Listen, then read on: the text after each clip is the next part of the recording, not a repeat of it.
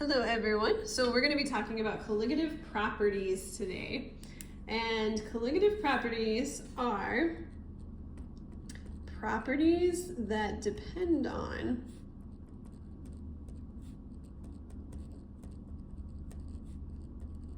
the concentration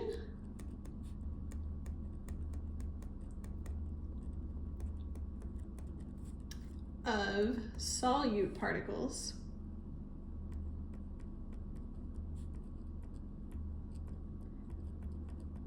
and not the identity of the solute.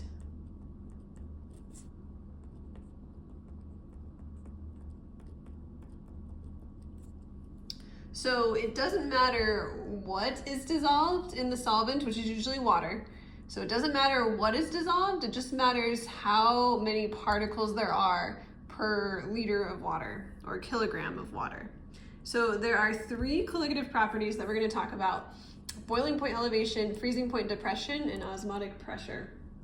So boiling point elevation tells us that adding a solute to water will raise the boiling point.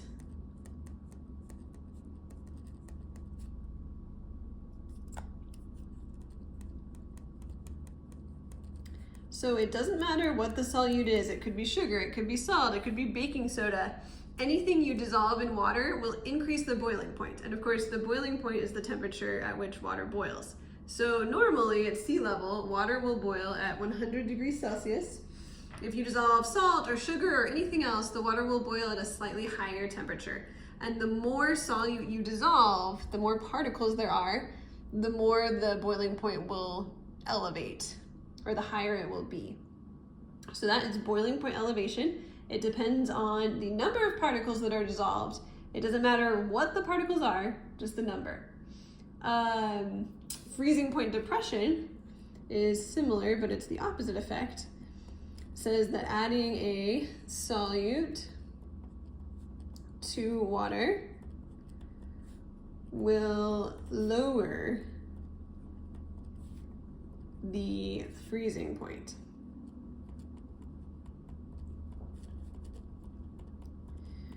So water generally freezes at 0 degrees Celsius. If you dissolve, say, salt or sugar or rock salt or anything else in water, it's going to freeze at a temperature lower than 0 degrees Celsius. So maybe -3, -4. To explain why these work just a little bit, so when you dissolve something in water, the water molecules are attracted to whatever you have dissolved. So if you dissolve, for example, salt, which is an ionic compound, the water molecules are now attracted to the salt ions, and those salt ions make it more difficult for the water to evaporate. So you need to put in more energy to get the water to evaporate. So that's how it raises the boiling point. Basically, the solute kind of keeps the water just a little bit more stuck, so it takes a little bit more energy to boil. Freezing point is a different thing. Basically, the solute particles get in the way of the water's ability to form a solid, to form a crystal structure. So that has the effect of lowering the freezing point.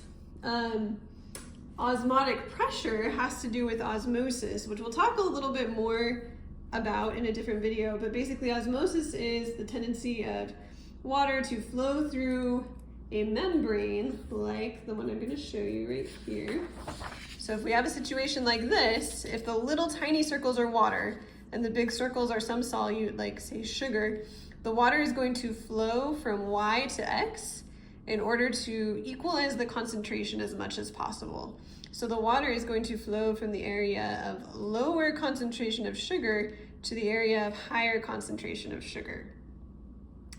And then the osmotic pressure is the pressure that you would have to exert to stop osmosis from happening.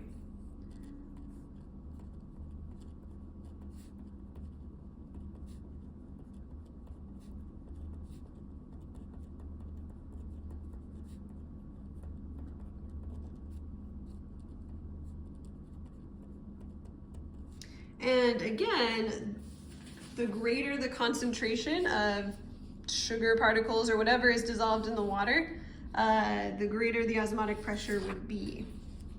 So let's look at a couple of questions. You need to be able to look at some solutions and predict which one is going to have the highest boiling point.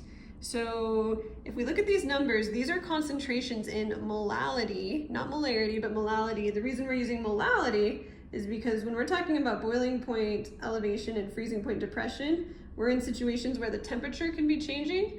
And so molality is a more consistent unit. It doesn't change with temperature because it involves mass rather than volume. In any case, if we were to just look at these numbers, these are all the exact same concentration.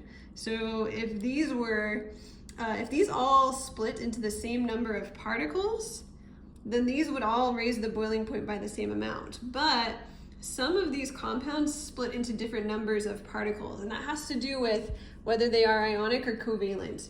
So to answer this question, we need to go through and identify which of these are ionic and which are covalent. So just as a reminder, ionic compounds are when you have a metal and a non-metal. So Na is a metal, Cl is a non-metal, so that is ionic. CH3OH has non-metals, so carbon's a non-metal, O is a non-metal, hydrogen is a non-metal, so that would be covalent. CaCl2, so calcium is a metal, chlorine is a non-metal, so that would make this compound ionic, and then K3N is also ionic. Now the ionic compounds are going to split into different numbers of particles depending on how many ions they're made of. So this one is made of 2 ions, just the Na ion and the Cl ion, so it would split into 2 particles. Covalent compounds do not break apart into particles because the atoms are covalently bonded to each other. They're sharing electrons, so they will not split. They will always just stay as one particle. So any covalent compound will stay as one particle. This ionic compound is going to be 3 particles because there's 2 chloride ions plus a calcium ion. So I'm really just counting the number of atoms here. That's all I'm doing. And then this is ionic. It would be 4 particles because there are 4 atoms, 3 potassiums and 1 nitride.